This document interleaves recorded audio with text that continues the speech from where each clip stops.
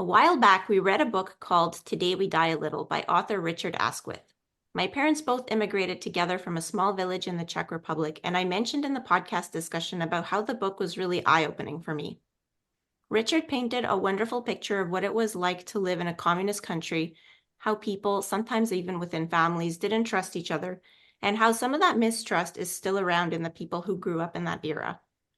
My parents have never talked about their life or their immigration to Canada, and Richard's book, in addition to being about one of the most famous runners in history, helped me realize some of the sacrifices they had to make for the American dream, in quotation marks.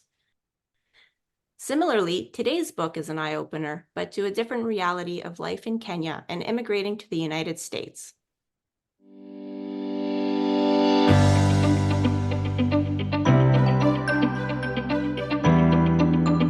Hi, and welcome to the Running Book Reviews podcast, where we review books written for runners, about runners, and by runners to help you decide if you would like to read the book for yourself. We also hope that listening to us chat about running can help keep you motivated about your own running, or maybe inspire you to try something new.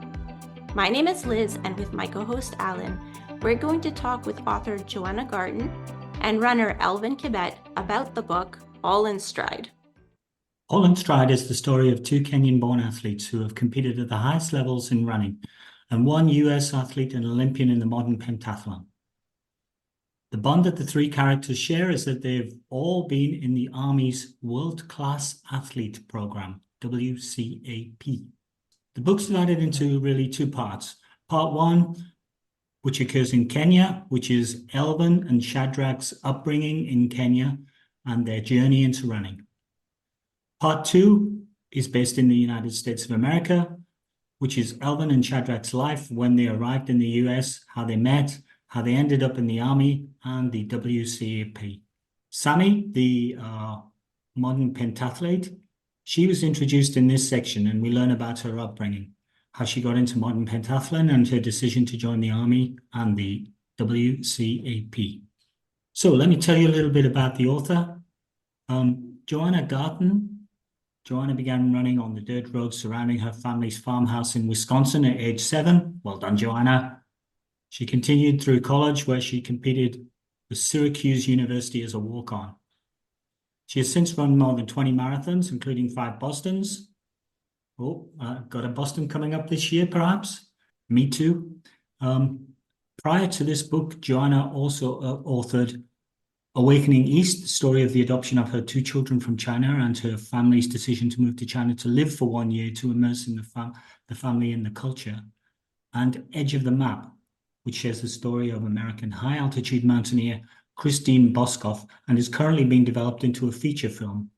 In the presence of some greatness here. Johanna was not always an author. Her career started as an immigration lawyer. She worked in non-profit management and taught college. She now also coaches high school cross-country. We also have one of the stars of the book with us today, Elvin and Shadrak. So let me tell you a little bit about Elvin. Elvin was born a twin in rural Kenya. Her family was poor and her parents had 9 children, so Elvin and her twin sister Ivy were caring for their younger siblings by the age of 9, including worrying about how they would have enough food to eat. Elvin loved school and was good at it. She also had a grandmother, Gogo, who pushed her to leave the village if she could and always believed Elvin had potential to do great things. Through a series of opportunities, Elvin started running and received a full scholarship to study at the University of Arizona, moved to the US where she met and married her husband. We'll probably touch on that. She completed a degree in public health, served in the Army, and became a US citizen. Elvin was also the first woman and for a while the only woman on the WCAP, the World Class Athlete Program for the Army running team. So welcome, Joanne, and welcome, Elvin. Thank you. Thank you for having us. Yeah, thank you for having us. Great. So I guess the first question that we usually ask is when and how did you decide to write this book? And I guess for Johanna, how did you come across Elvin? Oh my gosh, what a great place to start. It's a great place to start. I'm a sports writer in Denver, And I had just published a book in 2020 that was another sports book about a strong female athlete. It was a mountaineering narrative about an American female mountaineer. And I was looking for another story. And I'm also a runner. And I heard about the Army's World Class Athlete Program, which I had never heard about, and is this fabulous program that's part of the US Army that trains soldiers to become Olympic athletes. And the distance running component of that program is based in Colorado Springs. And I was just totally blown away because I had never heard of this program, as I mentioned. And so I went down to Colorado Springs. This was, gosh, I would say the spring of 2021, because the athletes were training for the Tokyo Olympic trials. And I went to watch one of their workouts. And I was sitting in the stands just watching one of their workouts. And Shadrak, Elvin's husband, came and sat down next to me. Now, at the time, I didn't know they were married. I didn't even know that she was an athlete. But I started talking with him about his journey and his life, having grown up in Kenya and come to the United States. And he mentioned, and I'm married to Elvin, and she's on the track doing 800-meter repeats right now. And I said, oh my gosh, well, this is just a fabulous story. And it sort of unraveled from there, I'll say. It goes to show what can happen if you just are willing to open up conversations with people you're sitting next to. Right, Mhm. right, exactly. I guess after that, you're probably unbearable when you're on buses and in public situations. You chat to everyone because you never know where your next book's coming from, huh, Johanna? That's right. Always looking for a story. You know it, Alan. Elvin, did it take some convincing to get you to be the subject of this book? So the way it happened, it was very interesting. So I finished my workout, and then I just see, like somebody at the track, taking some notes, and we normally have people come over and take pictures, whatever. They're probably doing their thing, and I didn't even did we say hi to each other, Joanna? We did not. We That did day? not. We did No, not, yeah. And then I come home, and then you had an appointment with Shadrach.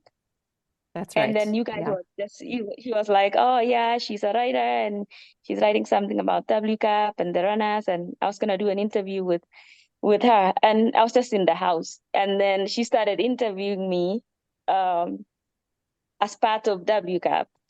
And then I don't know how the story evolved into just having us. It's everything just flowed very smoothly, and the more we talked, the more she was very intrigued about our background, and yeah, and everything about running, and yeah. And you were instantly friends then.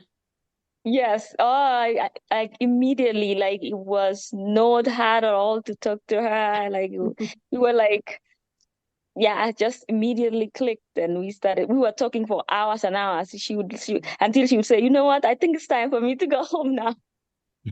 And I was talking today. That's amazing. Yeah. Until I practically ran out of note paper, as I recall, or ran out of tape on my tape recorder, you should say. Right. Oh my goodness.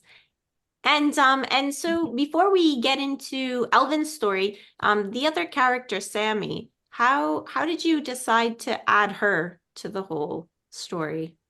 Yeah. So as Elvin mentioned, and as both of you have sort of talked about, I came to the project really focusing on this program rather than individual athletes. I kind of just wanted to dig into the program. And so I was looking at a lot of different athletes, a lot of different soldier athletes, I should call them, who participate in this program. And they represent a number of different disciplines. And so somebody mentioned that there was a woman named Sammy Schultz, who was a sergeant in the Army, who participated in WCAP, and her sport was modern pentathlon, which is a sport I didn't really know anything about, but I was really intrigued by it. And so I had one phone conversation with Sammy, and she explained her sport, and she was just incredibly vivacious. That was shortly after the Tokyo Olympics. And so she had just returned from participating in the Olympics. And I just thought, well, this would be fantastic to integrate another athlete from a different sport, in particular because she was a woman. And I loved imagining the contrast and the depth I could go into when talking about and exploring the stories of these two women who ended up in this same Army program, but started from such incredibly different backgrounds. You know, Elvin having grown up in a small rural village in Kenya, and Sammy kind of growing up in the suburbs of Denver. So that's how Sammy got involved in the project and in the story. Yeah, I was just going to say because I know that you touch a little bit on eating disorders, and Sammy did have an eating disorder. Do you know if she's recovered? She is in recovery. She sort of identified, I would say she identified the fact that she had some disordered eating patterns after she came back from Tokyo. And so it was actually during the process of doing all these interviews with her that she was kind of unpeeling the onion, so to speak, and really kind of coming to terms with the fact that she had disordered eating. So in the course of interviewing with me and talking with me, we jointly decided that that really should be the focus of her story so as to help other young women. And she has been through recovery. She was in a pretty intense 4-month inpatient treatment program this summer for disordered eating, and she's out now. And I would say, you know, recovery is a lifelong journey. So she's in that process now, and I think always will be. Yeah, okay. I mean, these things are long-term and perhaps lifelong type of issues. So yeah, absolutely. Absolutely. Yeah. And it was really interesting to kind of explore that with her because, again, in talking about the contrast between her story and Elvin's, Elvin came from such a different background that disordered eating, I don't know, Elvin, you can speak to this more than I can, but it wasn't really a thing in Kenya. Yet when Elvin came over and jumped into the American university system as a collegiate runner, she began to sort of see that this was a thing, and it was really sort of surprising and shocking to her. And it really almost changed the trajectory of what Elvin decided to do professionally outside of running in terms of a medical career, which she's pursuing. So the way that these stories of these two women integrate is really, really wonderful. So Elvin, maybe you want to describe a little bit about life in Kenya. So maybe we can start with a story that I remember reading. It was the story of when so your father built the little hut that your family lived in, and one day your brother decided for some reason that he was going to put the cat's tail on fire and see what happened, and the cat ran all through the house, and the house ended up burning down.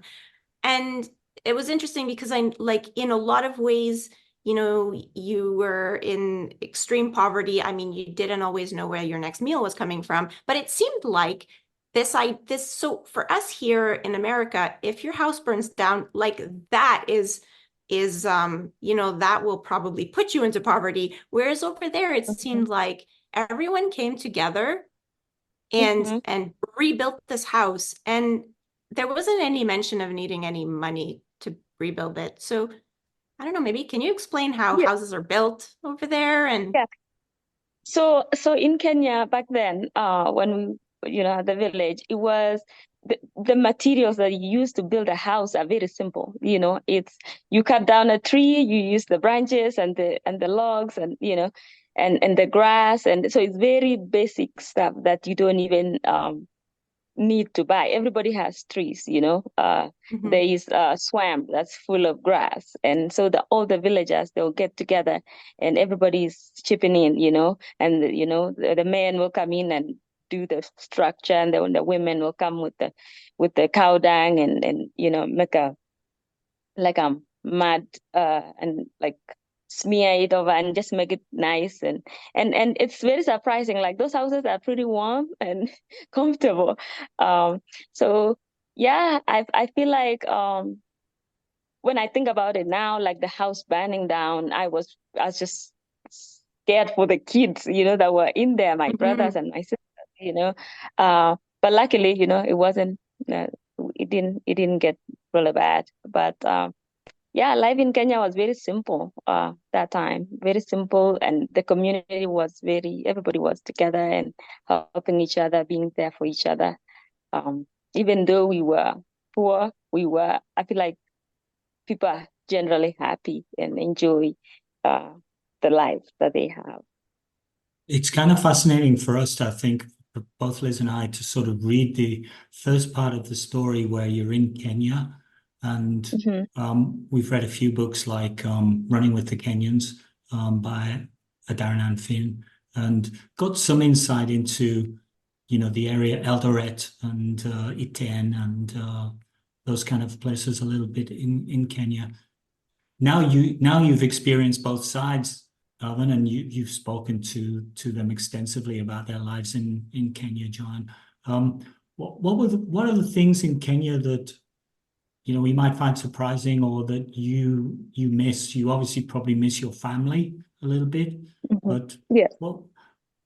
tell us about Kenya, and what are the sort of things we would find surprising, or the things that you miss about your time or being in Kenya? I think I miss the social setting, just the amount of socialization. You're never alone, you're always with people. It's almost like here people will say there's no privacy. You need your privacy, But in Kenya, there's no privacy. You share a room with everybody.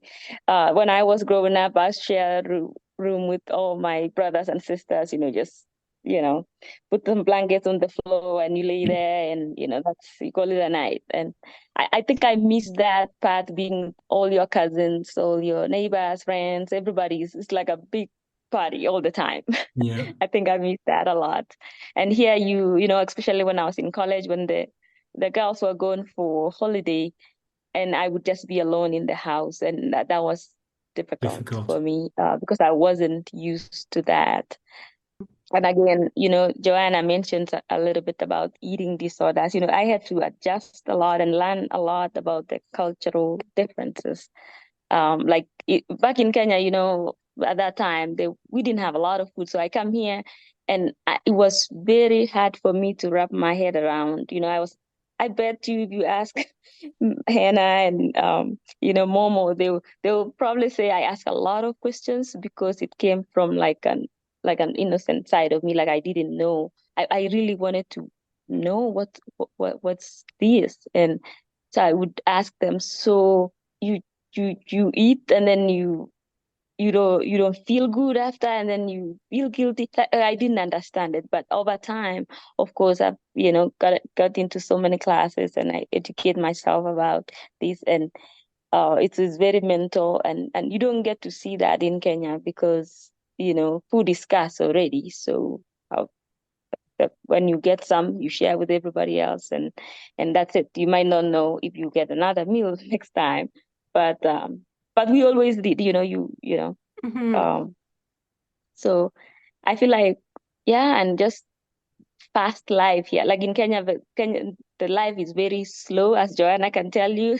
She went to my village. Like, I mean, people are not in a hurry to get things done. And here it's always about, deadlines, due dates. And sometimes it gives you like some anxiety, you're always chasing after something. And there you get to, in Kenya, you get to relax and kind of just be at the moment, I would say, and enjoy the beauty of everything, the culture, the food, the people. So I think that's what I missed a lot when I just got here. So you did mention those the roommates that you had, and like learning about eating disorders, but at one point it sounds like you were almost not developing an unhealthy relationship with food, but kind of almost. And it was Shadrak that sort of like just snapped you out of it. And he was like, well, what's going on here? and it was like after your pregnancy, when you were trying to, I guess, get back to form for the next Olympic cycle. Do you have any, like, I don't know, I guess it might be hard to answer, but like any kind of theory about what changed in your thinking or in your mind? Is it just being surrounded by these I don't know, I guess these kinds of thoughts that you started to have them for yourself? Or I'm just kind of curious, like what do you think caused that? Yeah, I will try to answer it, but I think for me, being here for so long, been here for like 14 years now. And of course, you get sucked into the system. You start becoming. This is my home now, and you're surrounded by. I was a runner, and then you take a break, and you're always. I guess it's just the pressure, also like to come back to running, and unfortunately, sometimes we as runners, we think when you're skinny, you run faster. Like you will run better when you lose the weight, and sometimes it's not really true. Mm-hmm. If you have to have a healthy weight in order to maintain healthy to be in a decent shape so you don't get injured. But I must admit it really got to me a little bit. And Shadrach was, like, come on, like, this is just temporary, and it doesn't matter how much you weigh, and I'm Mm-hmm. glad I have that kind of support system, because there's another girl somewhere, maybe a high schooler, that doesn't have that. Nobody tells them, snap out of it, because you can easily get sucked in. You are on social media, everybody looks certain way, and you want to look like that, or people are racing and they look a certain way, and you want to compare, and comparing is never good. You're yourself, and that's the end of story. Yeah. Mm-hmm. So we just heard from Johanna that she basically met you guys at a track in the USA. Yes. But in fact, Mm-hmm. when we hear the story, although you met in the USA, although Shadrak and Elvin met in the USA, it sounds like their stories in Kenya were very close to each other, and there was some overlap. So there's some background. So I'm not sure who to ask. Probably Johanna to begin with. She's got all the research. What was this story in Kenya that these people, Shadrach and Elvin, didn't meet, but their stories were sort of crossing or almost crossing? Yes. Well, this is the part that I love about the book the most, because it's a story about running, and it's a story about immigration, and then about strong female athletes, but also it's this really beautiful love story. And that is the amazing part to me, that the two of them grew up, very close. Elvin, would you say like less than 30 miles maybe from Shaddy? Mm-hmm. Yeah. Yeah. Yeah. Because we would Yeah. walk there. Remember, we would walk there from Right. my school to past his Right. school. Yeah. Right. There is a scene in the book where she's walking past the school where Shadrach is in boarding school. And so they literally were just a few hundred meters apart at times in Kenya, but never met, but had these very similar upbringings. And it wasn't until they came to the United States and met on a cross-country course, which is, of course, quite fateful, that they met and fell in love. At the time, Shadrach was competing for, was he with Oklahoma State? I can't remember if he was with Western He Kentucky was or in Oklahoma State. Western Kentucky. He was Okay. gonna transfer the next semester. Mm-hmm. Right. He was with Western Kentucky, and he eventually transferred to Oklahoma State University, which was a much bigger powerhouse in terms of running. And Elvin had started at University of Arizona and was in her first 6 months in the United States when the two of them met. So he had been here about a year before her and kind of knew the ropes a little bit of life in the United States. And so that's Okay. initially kind of how they became connected. He was sort of helping her navigate what it was like to be in the United States. It must have been such a relief, Elvin, to have somebody you can ask all the questions to. Yes, it was. It was because some of the questions I would reserve for myself, because I couldn't ask the girls because I felt embarrassed. I mean, now when I think about it, I'm like, come on, you shouldn't have. But at that time, it was huge, and I wouldn't ask, and I would wait until I asked him. So when we started talking, and it was very, and also it helped with my homesickness, because I was very homesick. I used to think a lot about going back, but back in my mind, I knew it was not possible to go back. Yeah, there was a lot of homesickness, but it did help me to adjust. So one of the people that I imagine you missed the most, was it your twin sister? Because she didn't come along. She didn't come along with me, yeah, because she was still back in Kenya trying to, I think she was finishing up her final year in high school because she was a grade behind me. And then she started running. Hugo, my brother-in-law, started training her. And she tried to go to the embassy a couple times, and it was she wasn't able to get a visa to come to school here, but she was able to come much later. She came here in 2018. Yeah. Yeah. So, but I So missed you her were a lot. finally.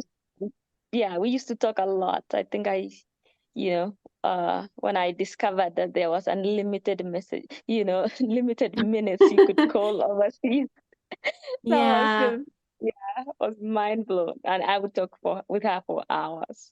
Oh, yeah. I felt for you. The other person that I was like heartbroken that you had to leave behind was your grandmother, Gogo. Yes. It's Mm-hmm. Yes. You did Yes. you did Oh. get to see her again, and you mentioned that at the time when you went back 5 years after leaving for school, she was still Mm-hmm. alive and she was over 100 years old. Did you Mm-hmm. see her after that again? After, yes, I did go back in after college, 2016, and I brought Shadrach with me because I before I left Kenya, I made a promise, and I told her, if I ever get a man, I will bring I'll bring him to you, and you're gonna meet him. Oh. But yeah, I think that was very special to me, and I went with him. And she was blind at that time. She couldn't see anymore. She couldn't hear very good, but she was still able to talk to me and recognize my voice, and it was a very special mom for me. Did you get to see her again after that visit? Or was that the last No, time that you saw her? that was the last time, unfortunately. Yeah, when I went Oh. back in 2019, that's when she passed, and I went for a funeral. And Oh. yeah, yeah, Well, at least you kept your promise and I she did. met Shadrach. Yes, I did. And I'm so grateful for that. That nothing can beat that. That was really special. And is it common for people to live that long? Because she was like 100 years old, and I don't Yes, know, is she yes, just exceptional, or does that happen a lot in Kenya? yeah. It does happen a lot, especially for women. They Oh, stay wow. they live for a very long time. Yeah, yeah. Especially from my tribe. I don't know what it is. I don't know. Somebody needs to do research, but there are a lot of Hmm. old people, like really, really old. Old, strong women. I don't know. I think Old. Joanna, you got to get on that. I do. There's Maybe a that's my Please story next go. book. there. There's a Yes. story there for sure. Well, one thing's for sure, the Kalenjin people, Mhm. the Kenyans, as we say here, but the Kalenjin people are well known for being fabulous runners. There's clearly something. I think most of the Western people say, "Oh, yeah, well, Kenya's at altitude, so or the areas they live are at altitude, so that explains it." But there are places, Mm. many places all over the world that are at altitude. So do we have any theories about why the Kalenjin people in particular are such fabulous endurance runners? Elvin, you want to take that or you want me to answer that? I will try, but then you can go after me. I think it's a combination of a lot of things. First of all, of course, the altitude. Like for me, my village is like at 9,000 feet. And then of course, the healthy lifestyle, the Well, food, there's not a lot of junk food. I mean, there's none junk food. So everything is from your garden, everything is vegetables and fruits and corn. And people are active all the time. And as much as, I sometimes I think to myself, as much as there's not a lot of, healthcare resources, God has blessed us with good health. That way it just balances. Okay, Joanna, go. Yeah, very similar answer. You know, in terms of the genetics, Alan, I think the jury is still out on that definitively. There certainly is some sort of small genetic component. I think that's probably true, but it is this mix of many different things, I think, that make the Kalenjin such an incredible powerhouse in distance running. So to really lean into the genetics and say that's all it is, I think really underestimates the hard work that those athletes do to become the high performance Mhm. athletes that they are. Yeah. So a combination of diet, the altitude, genetics, kind of growing up, running to school. I don't think that happens as Mhm. much now, but certainly when Yeah. Elvin and Shadrak were young, they ran back and forth to school. So got many, many thousands of miles under their legs before they were, in their late teens and starting their career. So a lot of different things for sure. When they come to train, they're already toughened up, so to speak, Mhm. so they don't then get breakdowns, I guess. Mhm. One of the Yes. things that you touched on in the book, I think I sort of noticed was there was a suggestion that although people live at altitude, it's probably only relatively recent in sort of humanity's history that they've been at altitude. So they haven't had that many generations at altitude, and maybe they're still getting the newness effect of altitude, which was quite interesting. Mhm. I hope I'm not misquoting you, but I think you touched on sort of that possibility in the book. Yeah. Yeah, I did. You know, it's such fascinating science that will need to be continuing for many more generations to have some definitive answers on that. But I think some of the science does suggest that because the tribe is still relatively new, quote unquote, new to the altitude, that genetically that's still being developed in them, in very similar ways to the athletes you see in the United States who are born and raised in Boulder or Flagstaff. They tend to create, great distance runners over time. So I just think the whole thing is really fascinating. Yeah, that is fascinating for sure. And also, like you said, I don't think we should underestimate the hard work and all the pre-training that they get. And what's interesting is that despite like I think Shadrach as well was running to school, but Elvin, you ran about 5 kilometers to school, 5 kilometers back home for lunch, 5 kilometers back to school, 5 kilometers back home. And yet it seemed like you weren't really sold on this whole idea of being a runner, but yet you probably had accumulated like all of this bonus mileage for, all of your childhood. So that was pretty funny. And you're like, oh no, no, I'm not a runner. Yeah, unknowingly, I was already a runner. You Um, were already.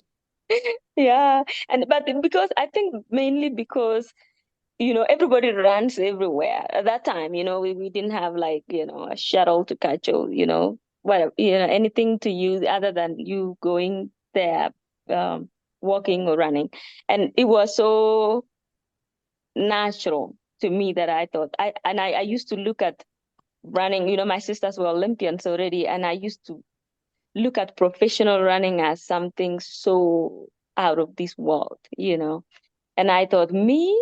No, there is no way. Let me stick to the books. Yeah. Wow. Yeah, that's pretty funny because you were base Mhm. training the whole time.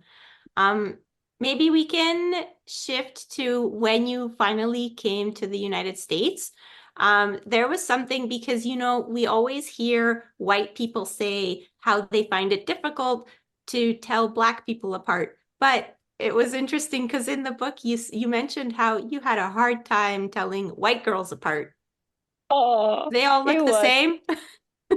exactly the same. Like, and I am not kidding at all. Like, I was just like, wow, like overwhelmed.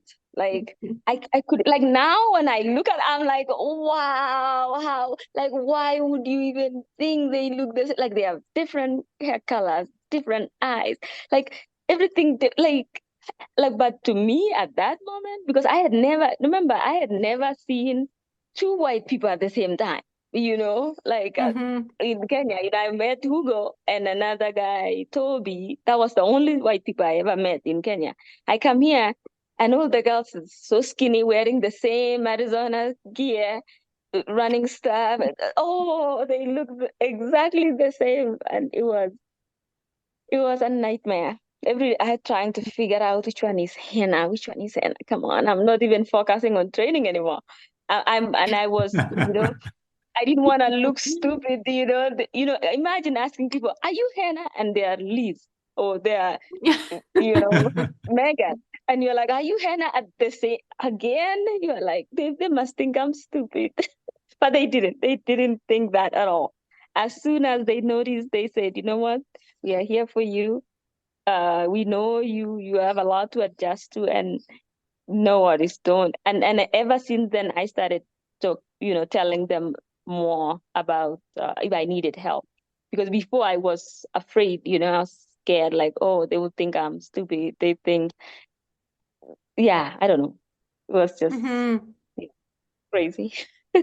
Yeah, I have three daughters, and my eldest daughter, she Mhm, went to China to work for 1 year, and she mhm, was the only white person in a Chinese environment. She tells us many stories of being the only white person in a culture which is entirely alien to her and trying to work things like she would go to the restaurant and she couldn't understand the different foods because she didn't know what they were called, so mhm. she would just point and eventually, Wow. after about 3 months, and when she got some Mandarin, the person serving the food explained to her that they found her very entertaining because she would order foods that didn't really go together and then eat them together, like I don't know, something like meat pie and cream sauce, or a dessert with some vegetables and strange things like that. Did you have those kind of difficulties? I mean, not exactly like that because probably you had language at that point, but Yeah, it helped that I was always with my teammates. I used to not go by myself. And I would ask Hannah, what's good, what's good, and she would say, well, what do you like eating? And I always ask for rice and beans, or something close to Kenyan food. But my favorite was pizza. When they introduced me to pizza, I couldn't stop ordering Mm. pizza every single time. I don't And blame you but it because was pizza is like my favorite thing too. So right. Yeah. And yeah, I think also it helps that, in America, everything is on pictures. You just point, you says menu number two. I want number two. You don't have to pronounce what it says. Yeah. I was just gonna say, because like there was also the situation with the salad. A lot of the girls they would eat salad, and I remember Mhm. like thinking that you thought that was so funny because nobody ate vegetables that were raw. So did you ever like decide to give salad a try? Do you like salad now, or you still I don't like salad? love salad now. But back then I was like, wow, I like these people are very different. I was like, you you don't want to cook that food? And it was so hard for me to understand, Uh, but over time, I've grown to love salad. I love salad. So, but at that time, it was very interesting to me. something that I found fascinating was Kenyan names. So it seems that in Kenya, children get names, but then they're able to pick their own names or choose. How does that work? Yeah, yeah. So when I was growing up, a lot of kids were born at home. There were not really a lot of hospitals, and so they will just you just you are born at home, and your mom gives you a middle name. So like for me, they give me a middle name, Jelimo, and Ivy Jepkoech. So, and then when we go to school, we take our dad's name, as the last name. But then when we're about to go to high school now, you get registered by the government, by your official name. So they usually require three names. So they ask you to choose your first name. But some parents give their kids first names, like Christian names. Like Shadrak, I think their parents chose the name for him. But for us, my parents didn't choose names for us. They just gave us like middle names based on the time you were born or what's happening at that time. So Jalimo for me means in the morning when the cows are being taken out of the shed to go, you know, to go, to the To the pasture. fields. And Jepkoech means sunrise. So it's still the same same thing, but just different things happening. I still in the morning. So for me, because I was born at home, there's not really a birth certificate until later. Then I had to go request a birth certificate and say, oh, okay, I was born on February 4th, 1990. I need a birth certificate. So you get to So pick that's your how. birthday as well. Then no. So if your mom remembers your birthday, you'll be lucky, you know. But yeah, I got to pick my name right before high school because they required you to have 3 names.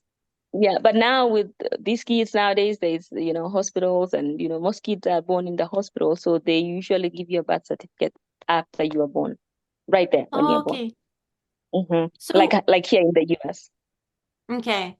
So, but when you came over, like, was it a problem that you, uh, I mean, did you end up having, were all the documents registered with the same name, or Mhm. does it end up sometimes where the birth certificate has a certain name and then later your school documents have a different name? Do those things happen? Or does that cause a problem? Yeah, it could be a problem but for me it didn't really pose a problem because when you come here they only require you to have specific things like a transcript from high school. So at that time I had already changed my name, Okay. or given myself a name, or but from my records from primary school, like elementary school, middle school, still read my middle name and last name. But I didn't have to use that here because they don't need it. Usually they need high school certificate and transcripts. Okay.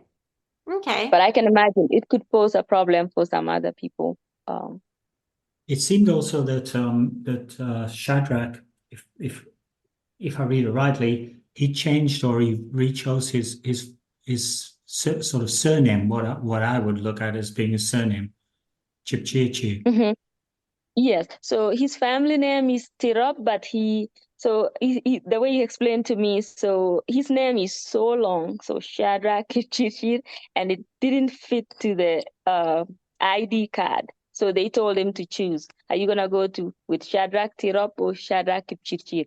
And that time, you're young, you don't think much. You're like, I'll just go with my middle name and last name. And that's how accidentally he ended up with only 2 names because his name is so long. Okay. Yeah, I think he's been trying to make that up to his father ever since. Oh, I really? know. Yeah, yeah.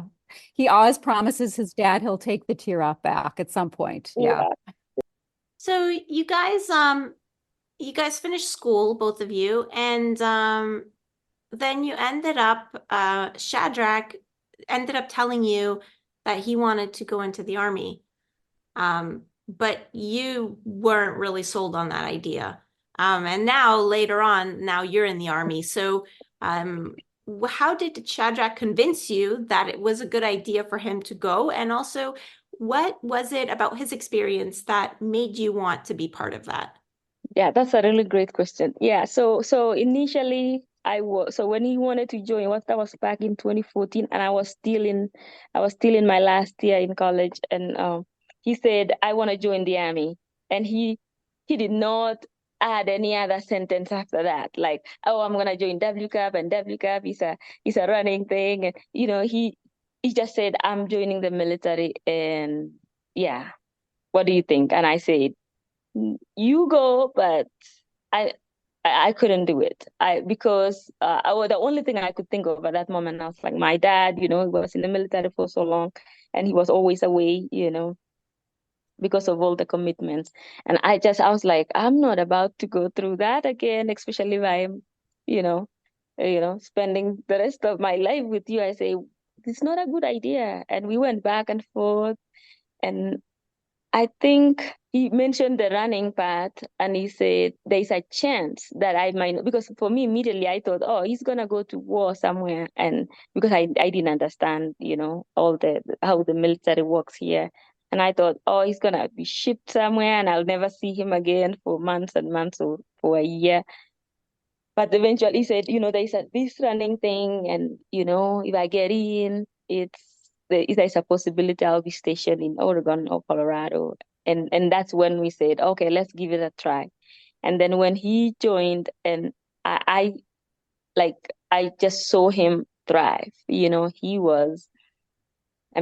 the Olympic team and all these amazing, amazing accomplishments. And I really think it was because of WCAP that enabled him to, all the support that he got. He was able to just focus in the running, and he was so proud to represent USA, and that was, accomplish all these dreams. And I saw him every day, and I was like, for me, I was on the other side. I was still trying to figure out what's going on with me. Do I keep running? What am I doing? And then at some point he said, you can always join WCAP. And with a little bit more convincing from other people, I decided to join. And sure enough, it's been amazing. I was able to accomplish 2, 3 things, and I'm very proud that I was able to do that. And for me, also, it meant so much. It went beyond running for me. It was, I come from my background, very humble background. I come here with, one suitcase. You come here and I get a ton of opportunities. And I'm forever grateful for. So for me, serving this country was a way to give back. It really, I wanted to do something very special. I've always wanted to serve in a certain capacity. And, when running and with the WCAP opportunity came along, I said, I want to do that.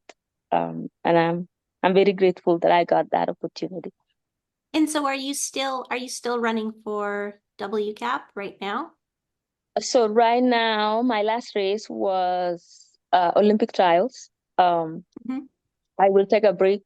So I am going back to school and then try to return back. I don't know about WCAP, but try to return to Army in another capacity. But I don't know about running because the school will take about 2 years.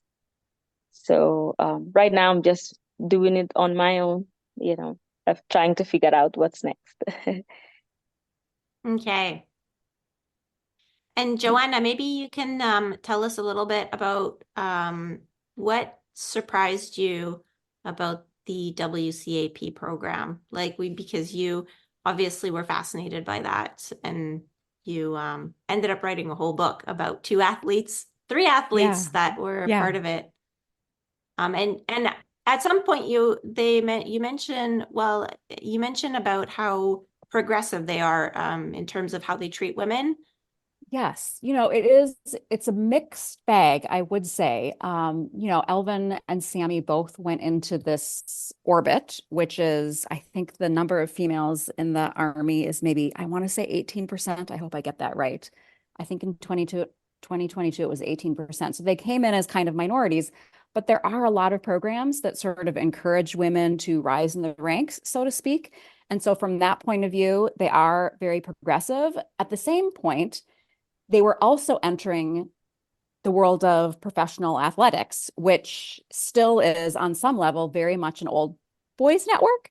So it was so fascinating for me to watch Elvin and Sammy both try to navigate both life as professional athletes and life as women in the military, and kind of thread that needle and do their thing both as professional athletes and as soldiers. And it was definitely tricky and fascinating to watch, and lots of pitfalls along the way for sure, which I was able to really dive into in the book.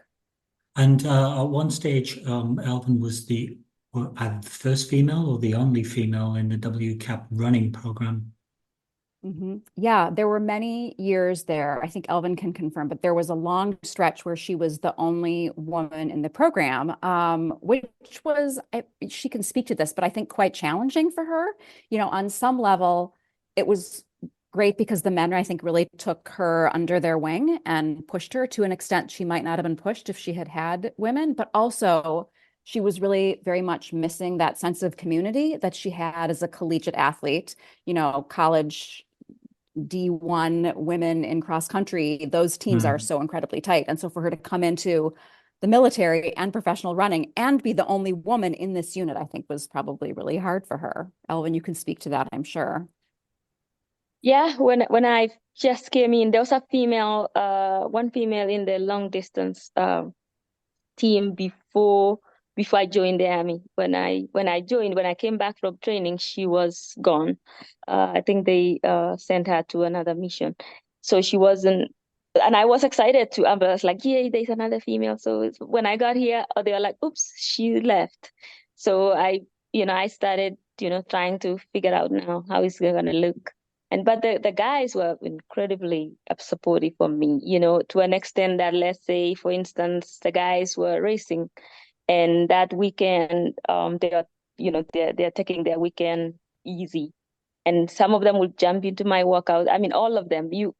Paul, Chalimo, Shadrak, everybody. There's no single guy hasn't helped me in training, and they will help me push my workouts, and really, some of them will just be sitting on this side and just clapping and say, "Come on, you can do it. Come on, you can beat him."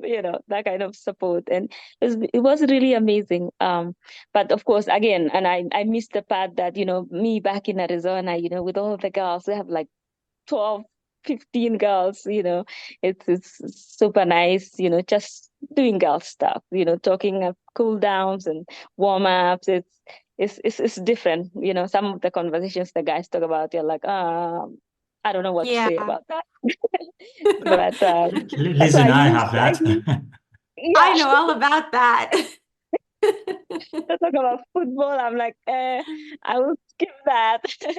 But Yes, especially when yeah. Alan talks about football, but the kind that we call soccer over here. Oh my God, So we call it soccer too in Kenya. Yeah. yeah. For some Yeah, reason, so Liz doesn't seem to appreciate the finer points of soccer.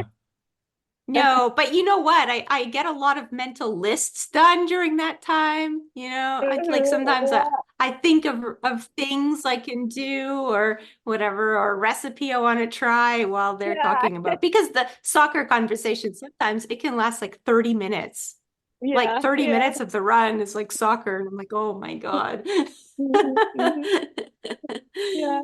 And the Uh, guys in my team are actually obsessed about soccer. They have teams, I'm Chelsea, Manchester United, and they're doing I'm like, I don't know. I don't know soccer. Yeah, but yeah, very, very yeah, the interesting. most soccer that I've watched is that TV series, Ted Lasso. Yeah, that's about Yeah. it.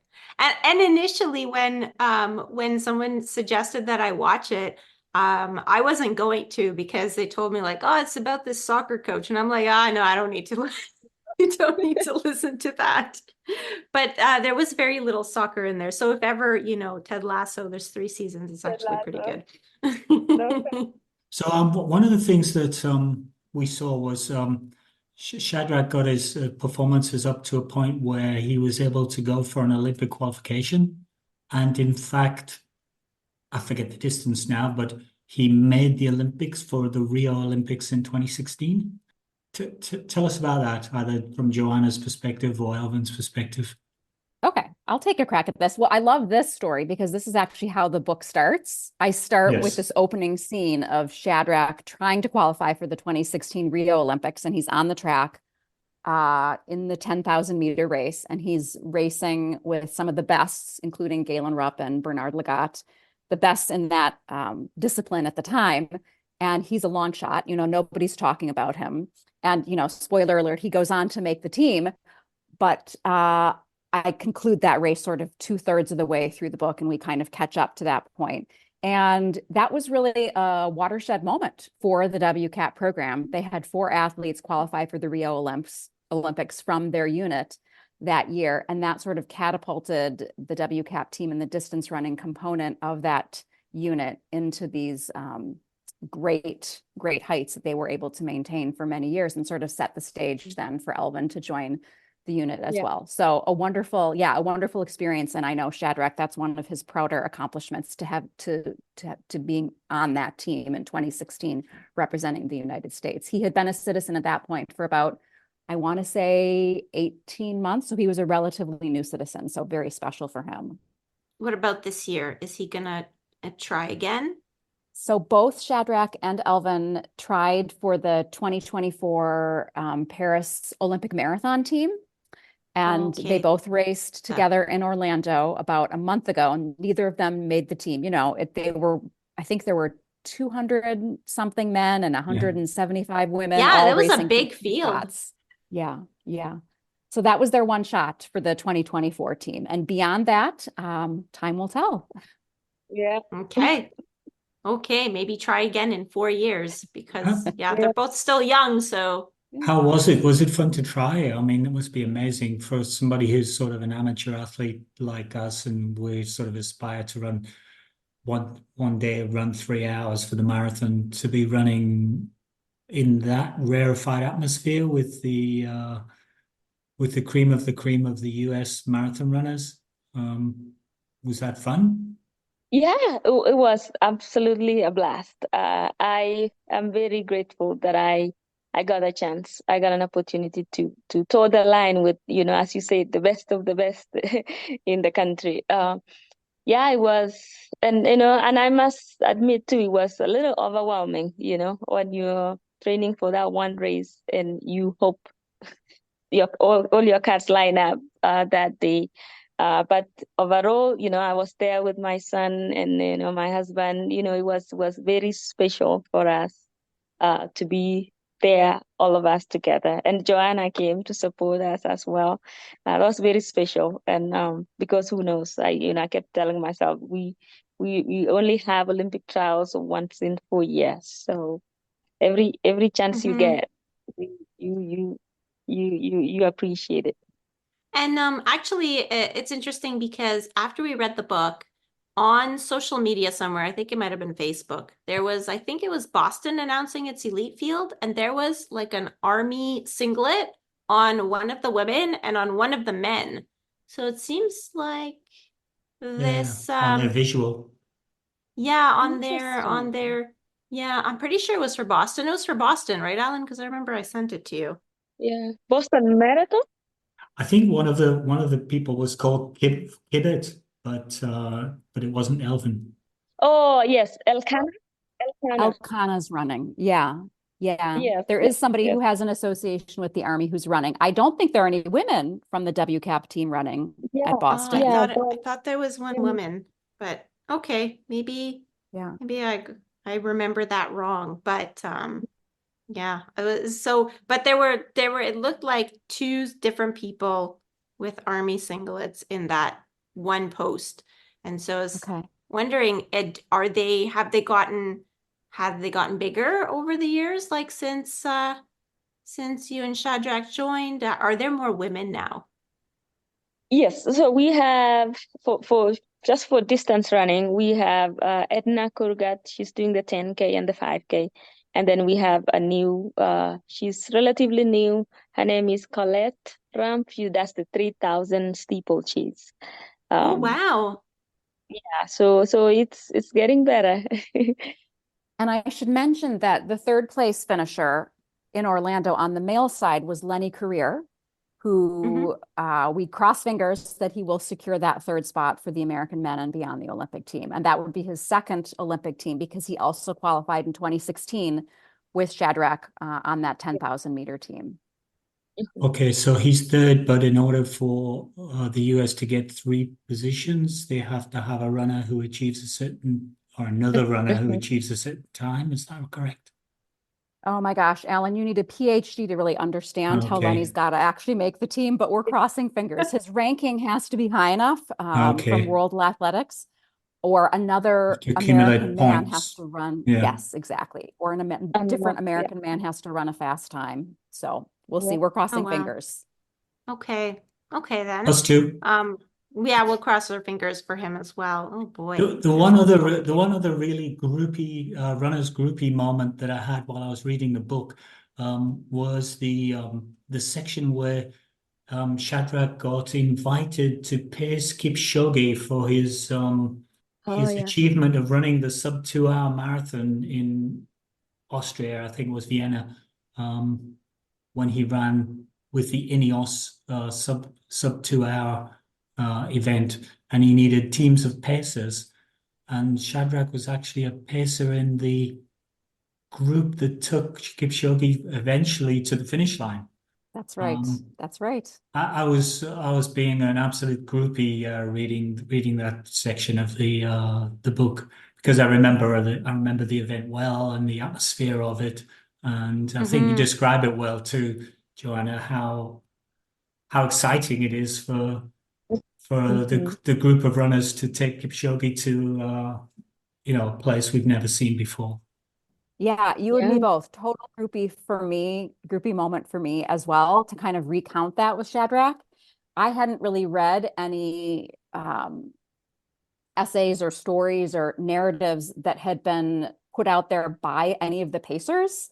So it was really exciting to be able to write that chapter from one of the points of views of one of the pacers. So I was so glad that he was willing to share that with me and talk about that experience and what it was like. He was actually in both the group that started that race and in the group that finished the race as well. And the video, if you go back and watch the video of that finish, it's just like this magnificent scene, and you sort of see Kipchoge pulling through the crowd of pacers.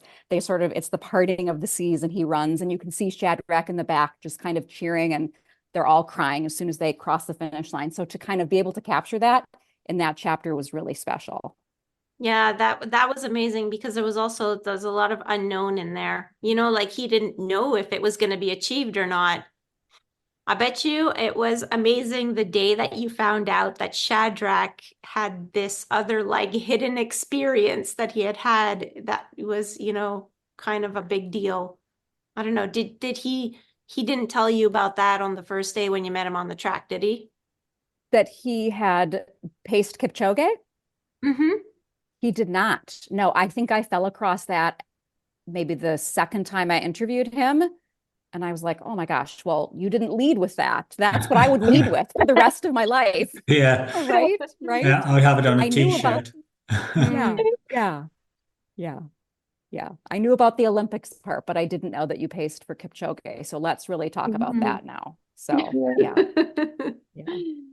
Yeah. And it was great to write that scene as well, because I was able to also include Elvin's point of view. And so you see in that chapter what it was like for her to be sitting on their couch back in the United States, like watching in the middle of the night on TV, like all of us were, and just watching her husband kind of accomplish this incredible feat, which was so beautiful and communal in its accomplishment, which really spoke to this very Kenyan experience that I wanted to really write about throughout the whole book. Self-determination in and of itself, that's a very American characteristic, as we talked about at the beginning of the conversation, and this sort of communal way of living and achieving great things in life, that's very Kenyan. So I loved being able to capture that from Elvin's point of view in that chapter. That's amazing. Elvin, maybe you can talk to us, because you did have a baby. I guess it's not so recently anymore, but recent enough that you had to, recover from having a baby, come back to training. And in the book, it was mentioned that like you would get discouraged because you'd follow other runners on social media, and it would make you discouraged about your own journey. Do you have any recommendations for runners that are trying to come back from pregnancy now? Yes, I would say walk your walk. Like you can only control you. And I know it's easy to tell people, don't listen to other people, don't see what other people are doing. Like, but this is for real. You have to listen to your body, and give yourself time, because everybody's journey is different. I learned the hard way. I would, there's somebody that we were pregnant at the same time, and then we give birth at the same week or month. The next 2 months, they're already running, almost like they're already doing workouts. And you can, if you're not there yet, you can compare yourself, and comparing can really mess with your head, your self-esteem, your confidence. Can also affect you as a mother, because you're a new mother, you're trying to navigate everything, it's overwhelming. And throw running and getting back to elite level shape is not easy. So I would just say, I would tell somebody that's trying to come back to take your time, pace yourself. You will get there. Okay, that's good advice. Johanna, one of the things that you say in your author's notes, you touch a little bit about, trying to write sports as a female, trying to write sports in a man's world of sports writing, and it's still, very much a male-dominated arena. And I guess your sports writing message echoes a little bit Elvin's trying to make it as a runner message. You got to work almost twice as hard to make your way. What advice would you give people females who want to get into this arena, and what do you hope changes in future generations? Yeah, I think that's well stated. That's oftentimes it does feel like as a woman, I am working sort of twice as hard to be taken seriously, whether it's pitching a manuscript or even finding an agent. I found a lot of it very difficult. And I did have to question at times whether it was my gender or was I just not good enough. All the men around me who write sports were, accomplishing great things. And I thought the stories I was telling were wonderful, but you just never really know. So there's that. I think, the messages that I learned through my time with Elvin and Sammy in particular, Shadrak as well, but particularly Elvin and Sammy taught me about lessons in perseverance and also in just finding that community that's supportive in what you're doing and what you have to say and how you're showing up in the world. Because I think that community and how people are able to lift you up on your journey goes such a long way in what you're able to accomplish and how long you're willing to kind of stick with the stuff in the moments that are really hard. Definitely. Yeah. One final point that occurred to me just looking at the cover of the book. Now, there are two people on the cover of the book, but they're facing away from us. So, or at least on my book, I hope we have the same cover. Yeah, and they're facing away from us. I would kind of assume that that's Elvin and Shadrak.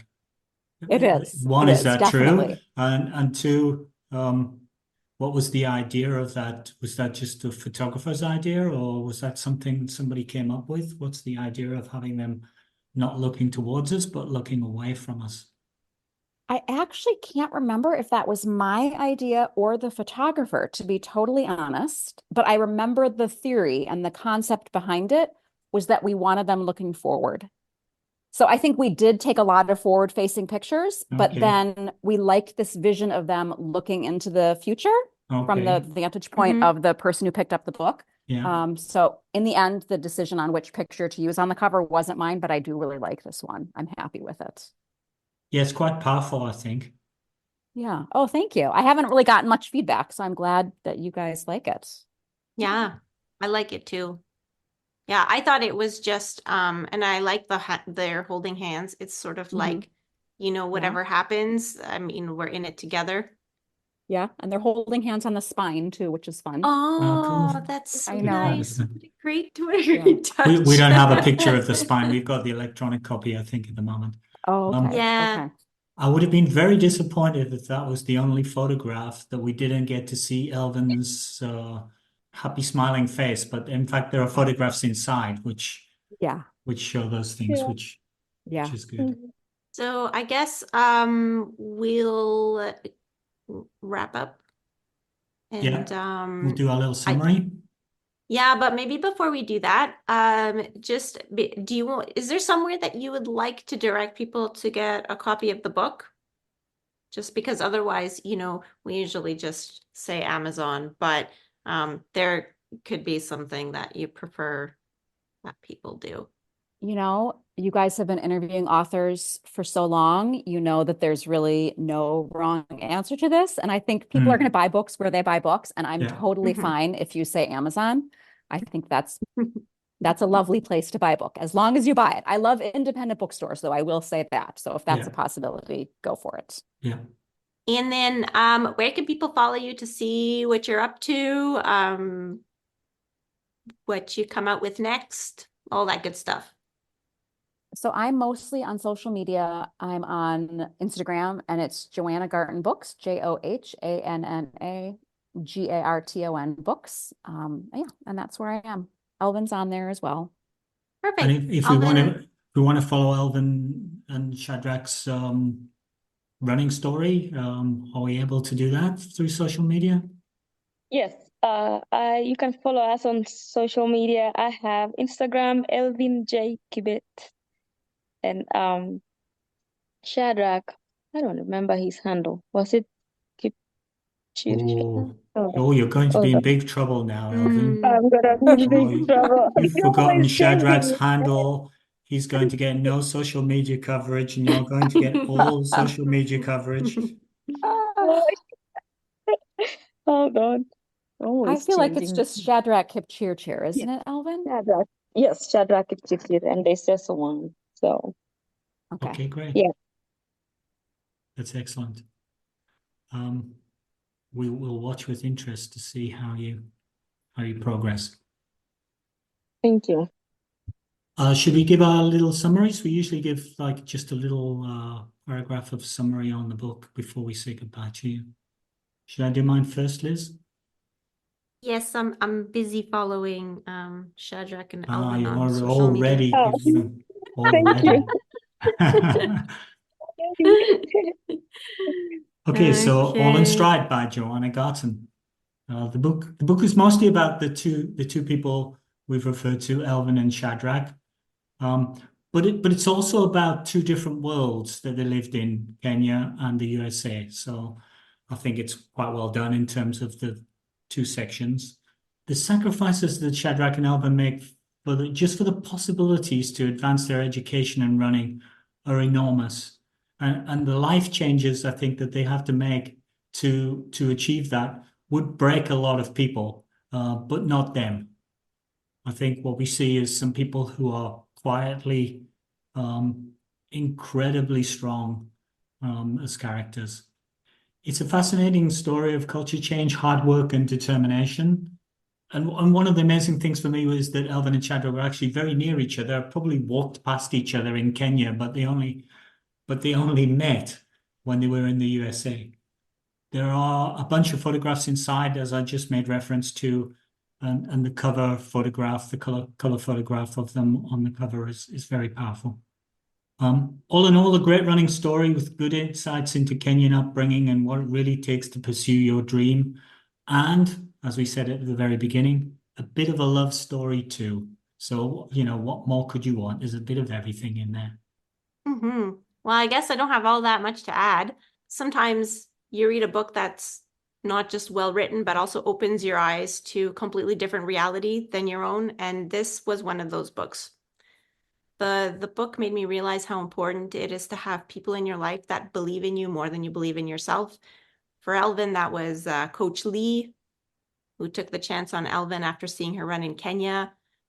Her family and friends who continue to believe she'll do great things, even before she believed she'll do great things.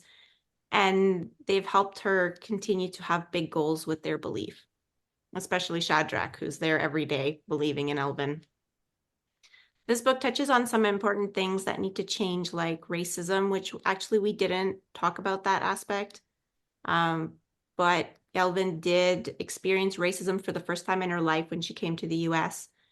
And opportunities for people of color but it also shows that there are a lot of good people around who are trying to make things better through their actions. And I really liked Coach Lee in the book because it seemed like, he was not from the same culture as Elvin, but I think he also immigrated. And so he knew the reality of immigration. And every time she wanted to just go back home or she thought she didn't belong, he would just listen to her and then send her off after she had, emptied her everything that she thought in his office, and she would just go back home and sleep and come back and do another day, and he just never let her quit, but in a good way. So I think it's people like that they make the world a better place. And this book kind of reminded me that there are a lot of people like that. I guess I'd recommend this book to anyone who's curious about life in Kenya and Kenyan culture, the reality of trying to navigate a new country, or if you just like a good story about courage and resilience. Alan, you want to do the outro? Yeah, but maybe I'll just say thank you, a formal thank you to Johanna for spending time with us and Elvin for coming on. This is kind of a first for us, where we've had actually an author and a character or a superstar, I would say, from the book itself. Oh, fantastic. That's great. That's great. Nice. I'm so glad you guys That's really liked it. Yeah, that's awesome. Yeah. Thank you so much. Really great to be with you. It's our first interview that we've done together, so we really appreciate Mhm. the chance Oh, to that's speak cool. with you guys. Yeah. Another first. That's great. I mean, it's fun to have both of you on at the same time. I mean, you guys already know each other. It's not like Mhm. you're, strangers. So, and for us, it's fun because, you get both perspectives on certain things. Yeah. And so appreciate you highlighting a book about a female and by a female and about a female, because there aren't enough books about women runners, about women athletes, period. So this one I feel is super special. While I was writing, there were more and more books being published by women authors. I know you've highlighted a bunch of them from last year, so it's really been great to enter this genre. And I appreciate you guys. Mhm. Anytime I'm able to listen to Yeah. one of your podcasts and you have a woman author on, I really love Yeah. it. That's great. Yeah. One particular one for women that always comes back to me is How She Did It. Was that Molly Huddle? It was, yeah, it was. And actually, Molly and Elvin are very good friends, and Molly blurbed the book. She did an endorsement for the book. So Mhm. yeah, that's a great What one. goes around comes Wow. around. There you go. Yeah. Very nice. Yeah. Yeah, it's true that in the last year, there were a lot of books, like either about women's running or, women specific things and challenges or training for Yeah. women. Yeah, so it's finally getting there. Yay. Women are gonna, yay! Yeah. Although every so often, Feel outnumbered. I know. Every so often, Alan has to read about periods and pregnancy, but it's the price you pay. Sorry, Alan. Sorry for you that you're a white man in It's this good. world. It's hard. It's good insight for the old white guy, traditional white guy. Yeah.